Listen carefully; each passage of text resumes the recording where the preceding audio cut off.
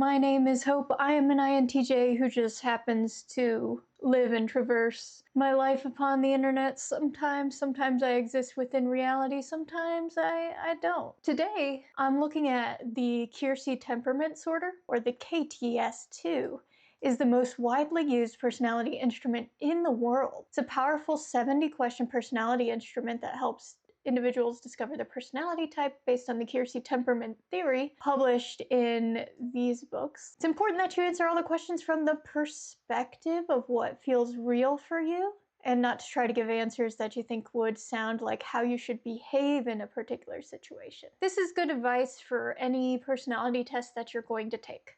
So I would recommend carrying this with you if you do take many other personality tests, like I have. Effectiveness as an individual or leader is not based on any particular personality style. That is very true. It is really about how well you know yourself and others. I don't know if that's true. Are you a more effective leader if you know yourself and others better? Perhaps. Sometimes blind ignorance can make you a better leader because you're not necessarily worried about all that. I don't know. That'd be an interesting philosophical question. 5 choices, 1 to 5. 1 means absolutely, 2 kinda, 3 50-50. So we're looking at the 3rd spot as our neutral, 4 not really, and 5 not at all. Clutter in the workplace is something you take time to straighten up rather than tolerate pretty well. I feel the obligation to clean up after myself. If it is my workspace, I like it to be uncluttered, and so I will generally straighten that up. It helps me focus. If it's someone else's stuff, then I'm not touching it. You won't catch me saying anything about it. You won't catch me touching it at all.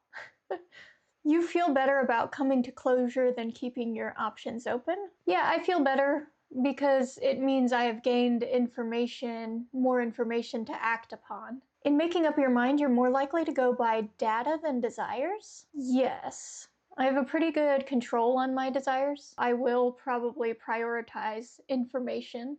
In most situations, you are more deliberate than spontaneous. That is very true. In a heated discussion, you stick to your guns and don't look for common ground? I very much disagree with that. I'm very much looking for common ground. Heated discussion, as if that happens. Usually it's a heated argument. It is your way to make your mind up quickly. I usually take time, consider options, different perspectives. So I would disagree. Oh wait, hold on. Disagree is on this side. I might have to reference the 1 through 5 again. It is easier for you to put others to good use than to identify with others. I'm gonna disagree with that. I feel like I can see the usefulness and the strengths of others, but I'm not necessarily going to push them to put them to good use because I believe in individual agency. If anything, I would make subtle suggestions. I think probably identifying with others, trying to understand their perspective is what I would say. It is preferable mostly to make sure things are arranged rather than let things happen naturally. Would it be kind of neutral on this? I believe in natural occurrence and growth, but I also believe in planning. You can't necessarily force things. You can kind of go with the flow, and as part of your planning, you can predict the flow of what is going to occur naturally or logically. And if you're able to kind of move with that and predict it, then you're letting things happen naturally, but things are arranged in such a way that you're prepared to catch that flow. You think of yourself as more tough-minded than tender-hearted. I don't like the words used here, but I'm pretty word sensitive and word precise. The answer is I am extroverted thinking tough-minded. I'm not really a feeler because I have that ability to compartmentalize and relegate my feelings to a different time and place where I can process them while I'm alone. So I do agree with this. But, who knows what that means? That feels oddly specific and yet vague at the same time. It's kind of dumb, if you ask me. You speak more in particulars than generalities. I am a generality person. If someone came up and said, as soon as you speak in a generality, you die, I would be dead. That is just what would happen. You like writers who say what they mean rather than use metaphors and symbolism. I think you can use metaphors and symbolism to say what you mean and enhance what you mean. So this is a weird question. No. Consistency of thought appeals more than harmonious relationships. Why is this a dichotomy? These are two separate things. You can have consistency of thought and harmonious relationships in separate spheres. This is dumb. Okay, I'm gonna go neutral. That's a dumb question. You are more comfortable after a decision than before. Comfortable is not the correct word. I think calm and accepting, perhaps, because preceding a decision being made, there's trepidation or anxiety, right? Because you don't know what you don't know. So it is nice to have the decision made and then you accept it and move on, you move forward.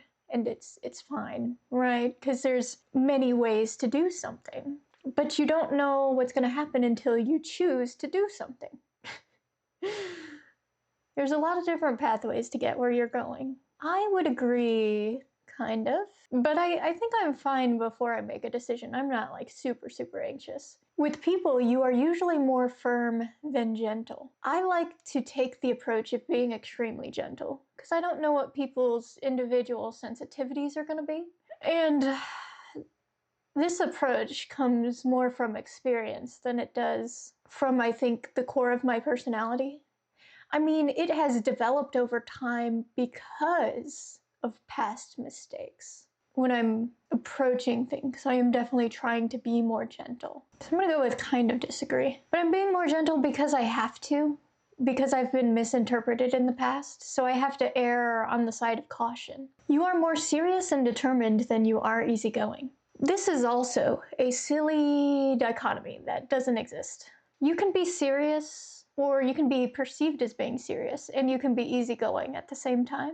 I'm pretty easygoing, but my demeanor is always interpreted as being incredibly serious. And I'm a very determined individual, and I think that's where kind of the interpretation of seriousness comes from, because I just have more of that stoicism. I'm gonna go neutral. You are more routine than whimsical. This is SINE, correct?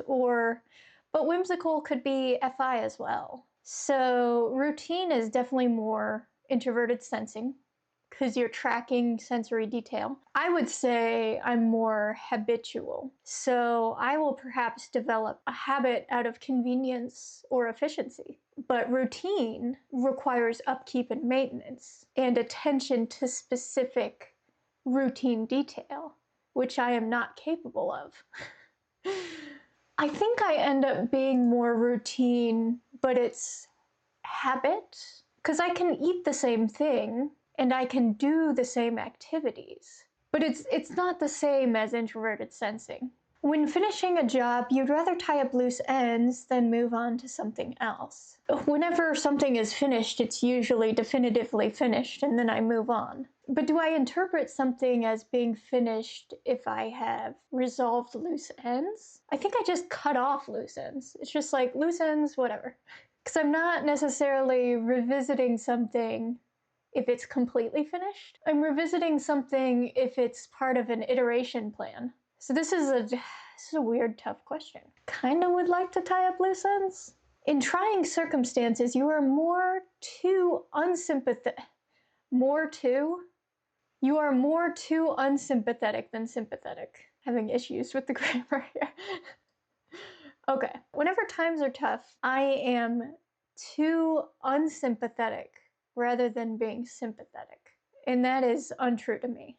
So I would disagree with this statement. I can look at someone else's perspective and put myself into their place, and I can be sympathetic to whatever the circumstance is, because I want to take that into consideration. So I'm gonna disagree, but kind of disagree, I guess. I don't want to err into the territory of extroverted feeling, because I'm not that sympathetic. Jeez. More interested in what is actual than what is possible. Disagree with that. I'm interested in possibilities. It is better to be just than merciful. That's a value judgment. Justice is important. I place a lot of stock in fairness, but I think you need to judge fairness on an individual basis, considering individual circumstances. And I often think that mercy extended to someone can change their life, can change their perspective. So in that case, sometimes mercy is an important tool to help someone transform and grow. So I often think that mercy is more important than justice in certain cases, but it's really tricky to get it correct because sometimes people abuse mercy. Can I slightly disagree with that? You are more comfortable making critical judgment than value judgments. My value judgments are critical. What does this mean?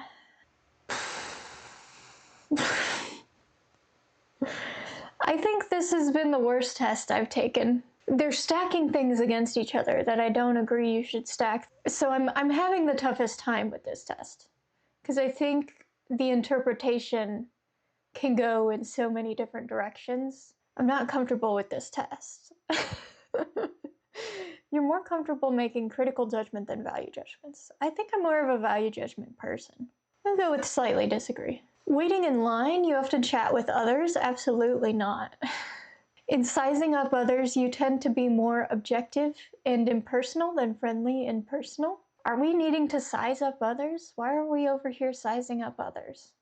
I tend to wait. I reserve judgment upon others. I gather information over time about their individualized habits and behaviors and their attitudes that they express. I tend to be more objective and impersonal, I think. I'm not getting up in their business. But I always want to be friendly, or at least neutral.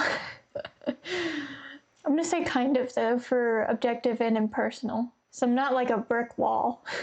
You more often see what is right in front of you than what can only be imagined. I'll disagree with that. I'll hard disagree, because I'm an abstract thinker. You think of yourself as more outgoing than private. Very private person. INTJs are famously private, and I do agree with that. You are more thick-skinned than thin-skinned. Yeah, I'm more thick-skinned, but it's only on the outside. So my best friend, who's an INFP, she would always say, I'm a fragile flower, and I kind of adopted that. On the inside, I'm a fragile flower. That's where my FI is, on the inside, so yes. I love my INFP best friend. You are drawn more to fundamentals than overtones. What does that mean? What do you mean by fundamentals? What do you mean by overtones? The fundamentals of something as in, like, what is true to something at its core versus overtones being presentations or how something is being presented to you, like overtures. You need both, like you need holistic information about something. Overtone, a subtle or subsidiary quality, implication, or connotation. So overtone being an interpretation or a subtext or an implication or an inference. All of these words would have maybe been better and keyed into what the speaker was meaning. Let's define fundamentals. A central or primary rule or principle upon which something is based. Yeah, that's what I was thinking. So something that is kind of like the inherent or primary principle of something. I think both fundamentals and overtones are needed. I am very curious about subtext. That is one of the areas that I'm like, what's going on here? Maybe I should go slightly disagree. When disappointing someone, yikes. You are more frank and forthright than warm and considerate. Ooh, okay. So how do you determine if you've disappointed someone? Is this my own perception? I have failed their expectations, which would be my definition of disappointing someone. I think I would be very frank and forthright, explaining exactly what happened, because it's information. So they need to know exactly what happened and what I am accountable for. So I would agree with that. But considerate, I think it's considerate to be frank and forthright. Otherwise, there's some sort of manipulation of the information you're presenting. This test is nonsense to me. I dislike it. I don't think I've ever expressed this much dislike for any of the tests I've taken. I love the Wildcat test. You know I love that. That hit me in my FI.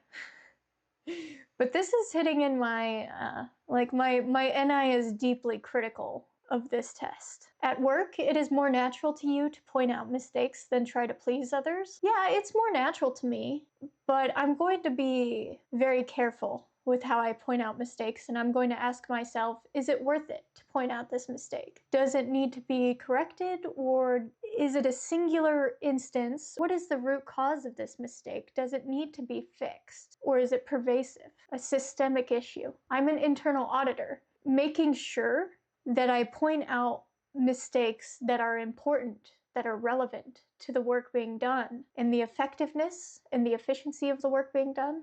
It's very important that I get that correct and that I inform the parties who need that information so that they can use that to improve their processes. If I am pointing out something that's pedantic, that no one cares about, they're not going to take me seriously. So I have to be careful about the mistakes that I bring to people's attention. So it is more natural, I agree. You are inclined to take what is said more literally than figuratively. It's not about me and how I take it. It's about the speaker and how they intend it. So this is a stupid question. I'm going to take it however the speaker means me to take it. I'm not going to throw my own interpretation onto their words. I'm going to meet them where they're at. You are more sensible than ideational.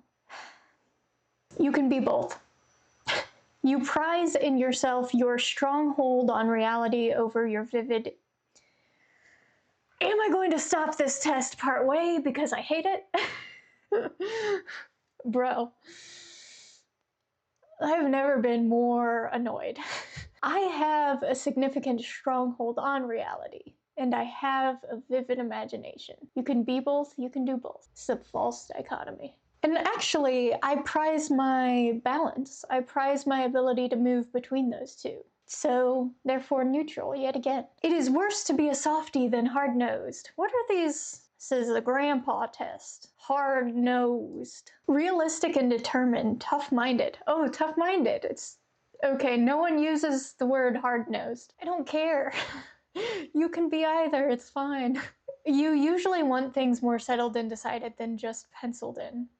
I mean, I think you can be flexible. I prefer people to have commitments and keep their commitments. If people are this way and they're going to be flexible and they're just going to pencil something in, I want them to inform me of that. They need to be direct about what they intend with this commitment. If they're a little bit uncertain about whether it's going to happen or not, they need to express that to me and communicate that so that I don't have false expectations about what is going to happen. And sometimes I develop my expectations based on past behaviors. So if someone is kind of pencily, they're just gonna, they're moving down in my books. Unfortunately, I have to take that into consideration, and I'm going to kind of dismiss them and write them off, which is maybe a little rude. But if they have established a pattern of behavior, I have to treat them that way. I would prefer things to be more settled, and I agree with that. Your thoughts rule you more than your feelings. I'm very balanced. I think I've expressed this before.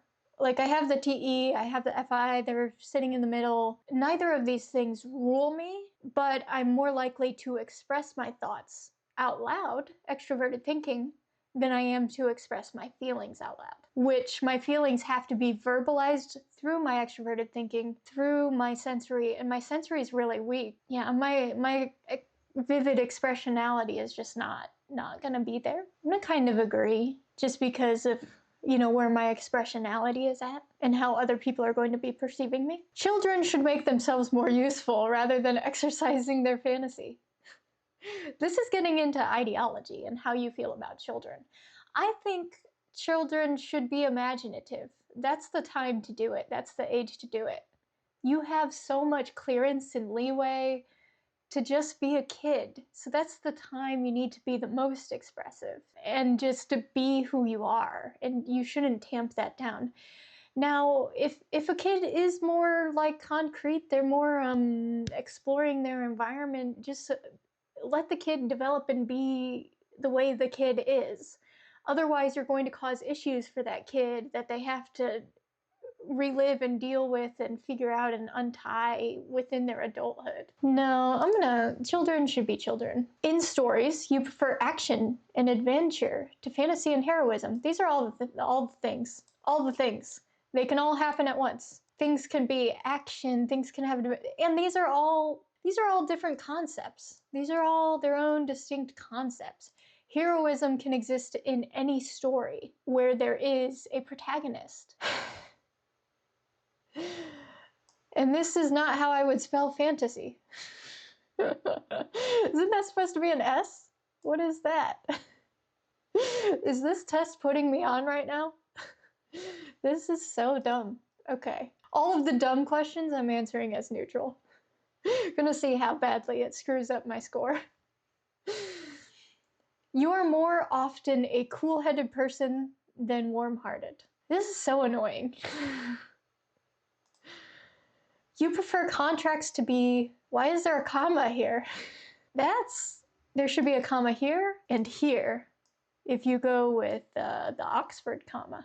I like me an Oxford comma. I don't think you should get rid of the comma between the second to last and the last item. I got so distracted. I can't handle it. You prefer contracts to be signed, sealed, and delivered. Now I'm thinking, signed, sealed, delivered, I'm yours. Yeah, now I'm thinking of song lyrics, so now I'm still distracted.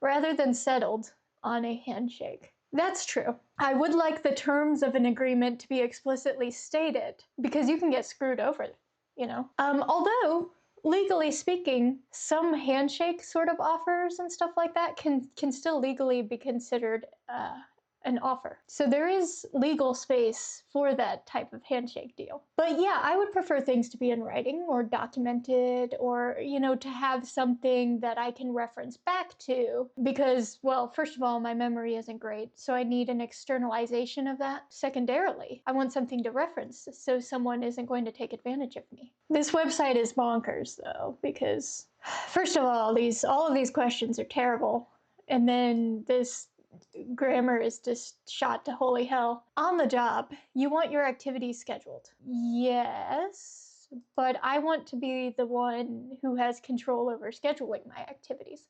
So in some respects, no. I'm gonna kind of agree with that, but I want to determine my own fate and my own schedule. Interacting with strangers energizes you more than it taxes your reserves? Hard disagree. You are inclined to be more easy to approach than somewhat reserved. I'm reserved, and I'm easy enough to approach as long as people don't feel intimidated by me. Now, it's really strange because because of my more reserved nature, people do end up feeling intimidated by me.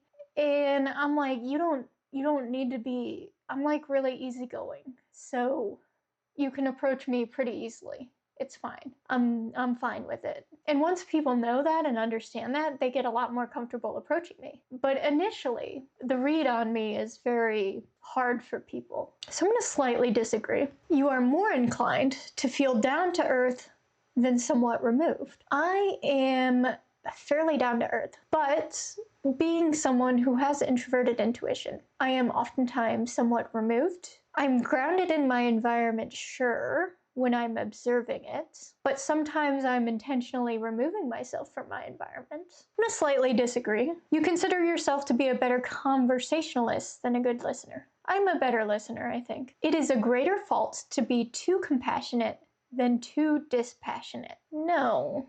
I mean, what is this question?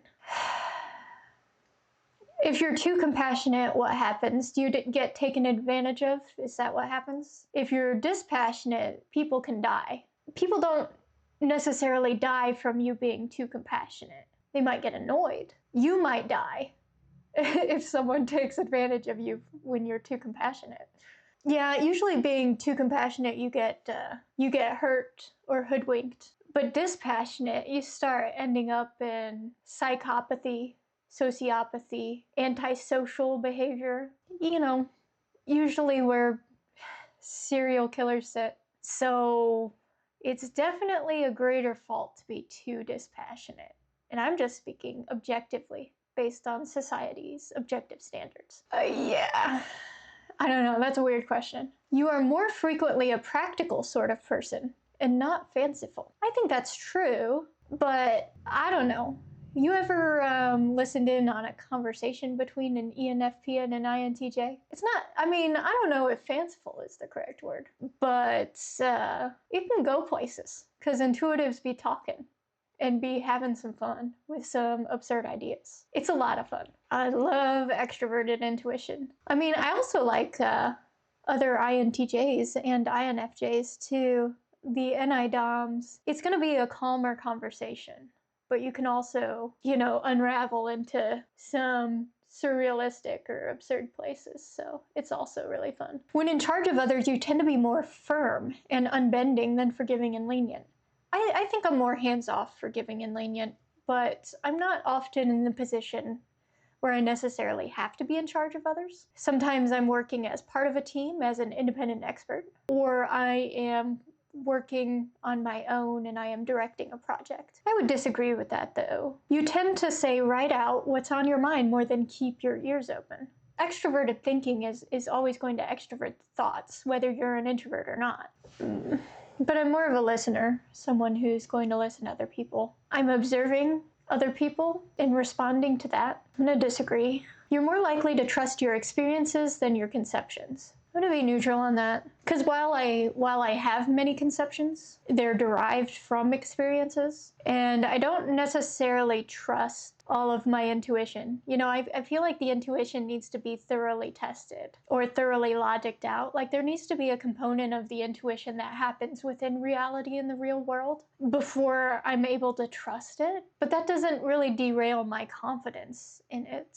So maybe I'll slightly disagree. Because I can still have a lot of confidence in my intuition in the sense that I need to move in this direction to test it within reality. And then I can perform a judgment upon it. And that's where the trust comes from, is when I have more information. Although it's just like, I have the confidence to move forward into reality because I need to see the results of it. You more often prefer final, unalterable statements to tentative preliminary statements. I think that's untrue. Unalterable? I disagree with that. I don't know if anything is unalterable. You tend to notice disorderliness more than opportunities for change. I disagree with that. These are two separate things. I know they can be grouped together in an ENFP or an ENTP maybe, because of the NESI relationship. So someone who's really open to change, it produces disorderliness in their life, that's for certain. But since I'm not on that spectrum, I don't care.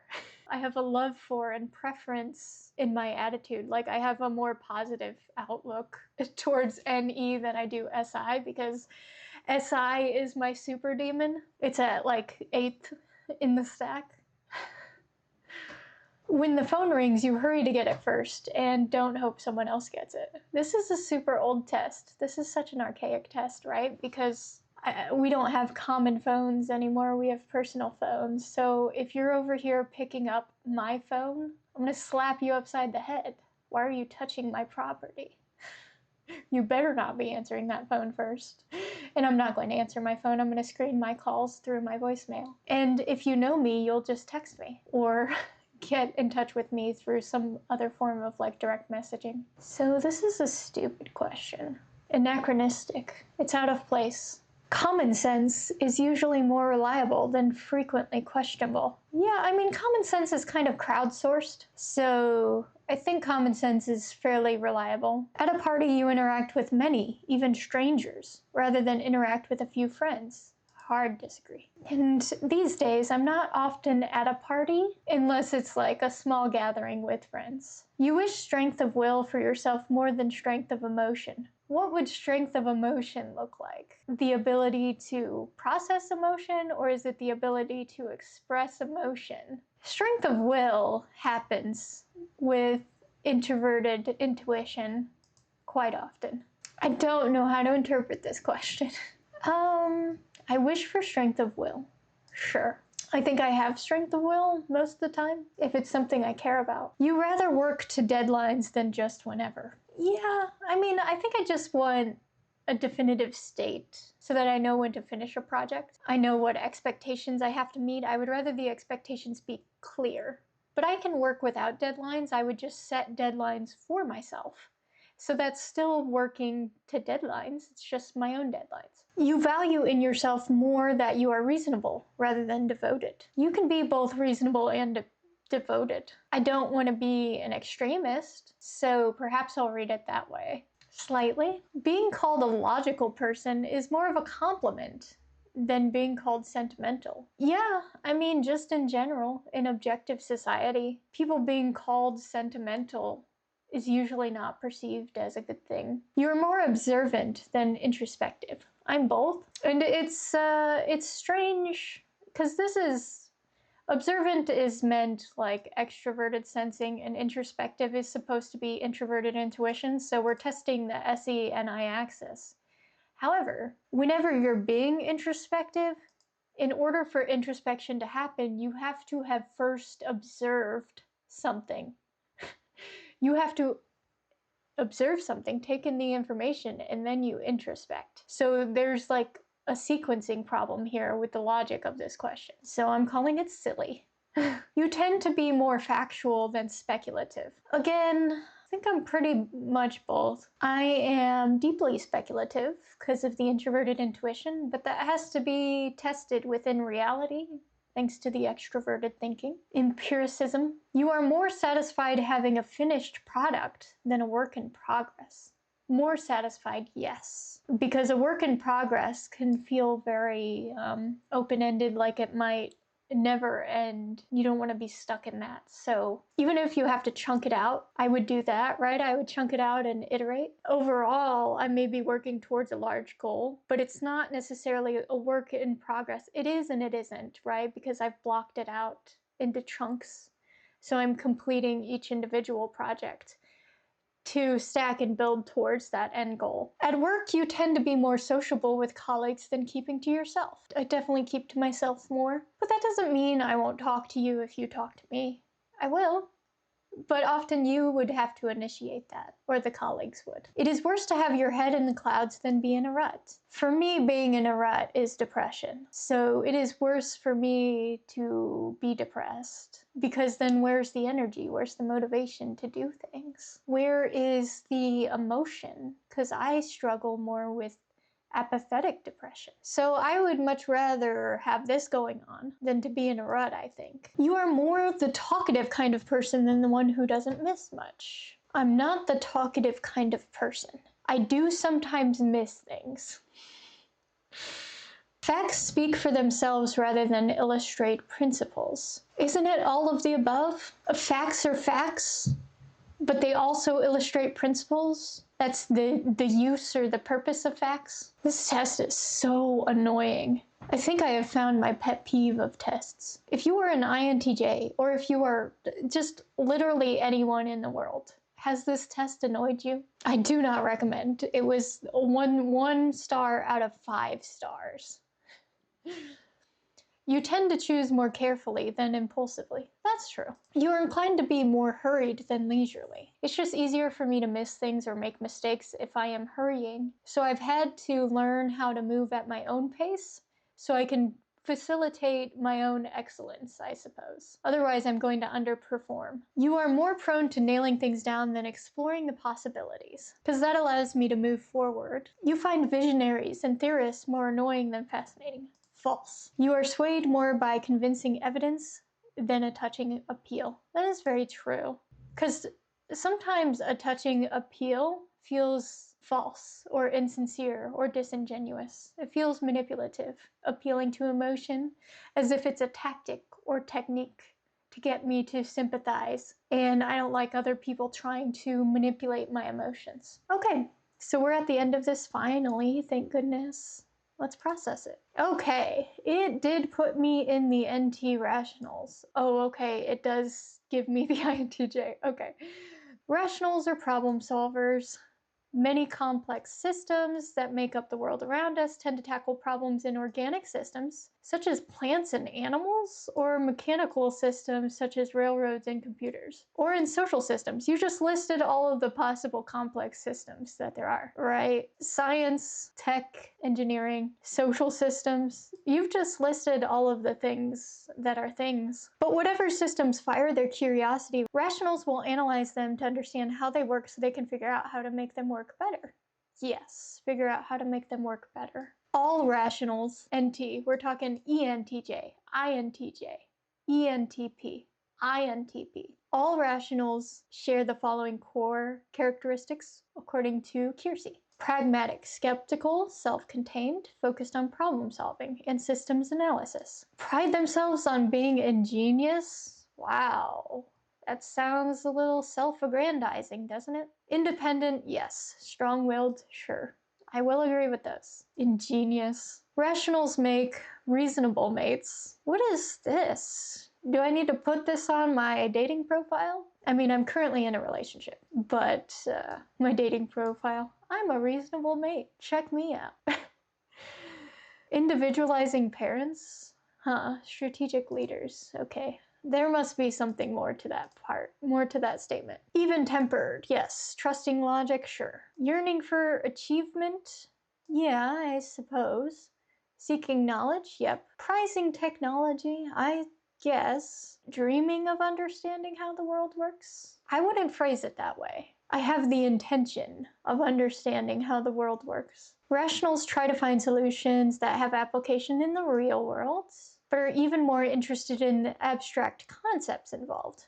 I mean, definitely for me. Fundamental principles are natural laws that underlie the particular case. They are completely pragmatic about their ways and means of achieving their ends. Rationals don't care about being politically correct. Incorrect. In order to function in the world, sometimes you have to be politically correct. If you're not taking that into consideration, you're hurting your cause. Just saying, a little tact, a little political correctness can go a long way. Understand your audience, that's all I'm asking. Interested in the most efficient solutions possible? Well, listen to anyone who has something useful to teach them, that's true. At least for me, it's not always true of INTPs, I have found. It's not always true of ENTJs. Yeah, those individuals who have deciders first, T-I-T-E, they're not always going to listen to people. They're more likely to overrule others in favor of their own thought a lot of the times, while disregarding any authority or customary procedure that wastes time and resources. Yeah, I think you have to be careful about which NT you're talking about when you're making broad sweeping statements like this, because we are all very different. Rationals have an insatiable hunger to accomplish their goals and will work tirelessly on any project they have set their mind to, rigorously logical and fiercely independent in their thinking, skeptical of all ideas, even their own, believe they can overcome any obstacle with their willpower. Yeah, but sometimes to the point of downfall, I feel like that's probably true. Seen as cold and distant, but this is really the absorbed concentration they give whatever problem they're working on. I feel like that's specifically true for INTJs, who get the worst rap. Rationals are very scarce, comprising as little as 5 to 10% of the population. So it did end up putting me as an INTJ. I think I've read through this description before, and I disagree with Keirsey on several points, so I'm going to discuss that. Rationals are good at planning operations. Masterminds, first of all, don't like that nomiker. I wish it wouldn't follow INTJs around. It makes us sound evil. Evil villains. No, it's terrible. Keirsey, you have done us a disservice. Head and shoulders above the rest in contingency planning. Maybe that's true. Maybe I'm not seeing the full spectrum of contingency planning, so I don't get to appreciate my own skill at that. Complex operations involve many steps or stages. Okay, that's just a fact. Masterminds are naturally able to grasp how each one leads to the next. That's true. Prepare alternatives. Yep. Trying to anticipate every contingency, I disagree with that. It's about relevance. What is relevant to achieving the goal? So we're not going to plan every contingency. That's a waste of time. That's inefficient. How dare you insult my extroverted thinking? Never set off on their current project with a plan A firmly in mind, but they are always prepared to switch plans. Yeah, I mean, sure. Masterminds are rare, comprising no more than 1 to 2% of the population. I wonder, how do you get that data? How can we double check that? Is that true? Am I really very rare? I don't know. Now, there are a lot of people who misidentify as INTJs because maybe they're working off of stereotypes, or maybe the test they have taken is flawed in several aspects. Maybe they're working off of some of these really bad descriptions that are provided. Like, they put some weird connotation, like some weird spin on some of the words and descriptions used, and I'm not a fan. It's really tough being a female INTJ. It's a frustrating place to be. Rarely encountered outside their office, factory, school, or laboratory. Sure, I'll agree with that. Rarely encountered outside of the internet. Because I am another INTJ on the internet. They are highly capable leaders, but not eager to take command. Very true. Preferring to stay in the background, not necessarily. Just wanting to stay away from people's demands or people's irrationality. Or people squabbling amongst themselves. Once they take charge, however, they are thoroughgoing pragmatists. I would agree with that. Efficiency is indispensable in well-run organization. I would like to think so. If they encounter inefficiency, any waste of human and material resources, they are quick to realign operations and reassign personnel. I would think so. Do not feel bound by established rules and procedures, and traditional authority does not impress them. True. Yeah, I do. Yeah. Nor do slogans or catchwords. No. Only ideas that make sense to them are adopted. Those that don't aren't, no matter who thought of them. I agree. Their aim is always maximum efficiency. But the question is, in the world of optimization and efficiency, what are you trying to optimize? People often get this wrong because you can optimize and make anything efficient. But if your goal is to optimize something like a good experience or to optimize consideration for other people's needs, you can do that. You can try to do that and form systems around that. If your goal is balance, you can try to optimize something for balance. It doesn't have to be heartless, and it's often driven by some sort of value or feeling at the base of it, because the internal feeling is determining what the goal is. What am I going to optimize? It's based on emotion. It makes us motivated enough to carry out whatever we're going to do. It's why we're so strong-willed. Okay, rise to positions of responsibility.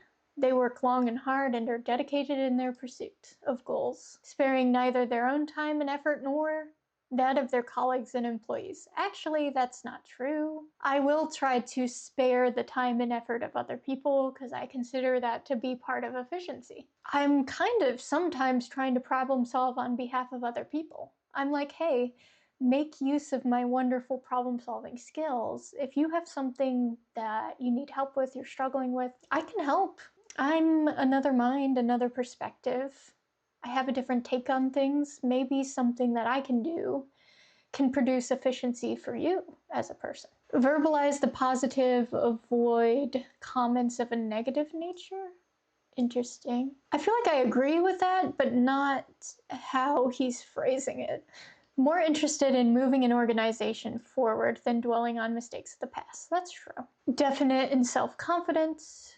Strong will, decisions come easily to them. Not necessarily, it just looks that way. Hardly rest until they have things settled and decided. I think that depends person to person. It's going to be an individualized preference of how decided or open you want to be. So even within the INTJ spectrum, there's going to be a lot of differences in opinion on how settled an INTJ needs to be. I'm much more towards openness and agreeableness and conscientiousness of other people in the way that they make plans. So I'm much more adaptable and flexible than some other INTJs are. Highly theoretical, but they insist on looking at all available data before they embrace an idea. That's true. Suspicious of any statement that is based on shoddy research, absolutely, and is not checked against reality.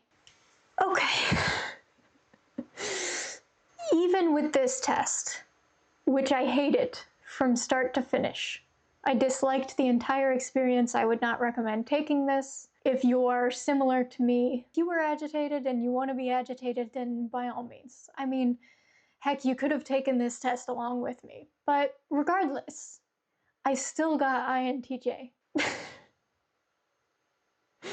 I mean, I will say at this point in my life, I'm not really questioning my identity.